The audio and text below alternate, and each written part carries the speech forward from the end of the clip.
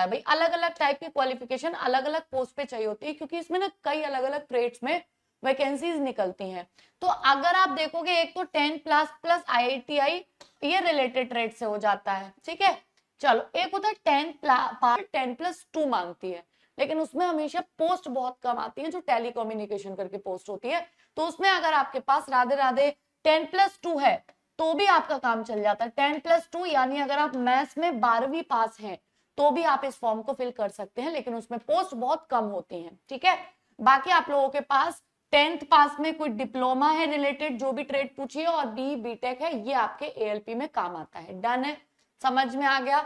चलिए आगे चलते हैं नेक्स्ट पार्ट पे। इसके और क्या चाहिए, ये हो गई क्वालिफिकेशन, ठीक है। आपको एज क्या चाहिए भाई, एग्जामिनेशन पैटर्न में सब आता है ना, मतलब आपको सब्जेक्ट्स क्या चाहिए, आपकी एज क्राइटेरिया क्या होना चाहिए, आप उस पैटर्न को कैसे फॉलो कर सकते हो।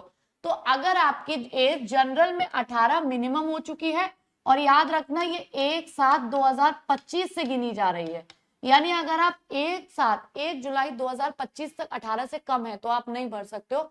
अगर आप 1 जुलाई 2025 को 18 के हो चुके हैं तो आप इस फॉर्म को भर सकते हैं। इसके बाद में अगर बात करेंगे मैक्सिमम एज जनरल का क्राइटेरिया 30 साल है, यानी 18 से 30 साल तक ये फॉर्म भरे जा सकते हैं, लेकिन जो कैटेगरी में अपनी अपनी छूट होती है वो आपको मिलेगी। तो जैसे 3 साल की जो छूट है वो OBC के लिए, और 5 साल का जो एज रिलैक्सेशन है वो SC ST के लिए, वो आपके जो नियमों के तहत होता है भारत सरकार अधिनियम के तहत, वो आपको मिलेगा ही मिलेगा।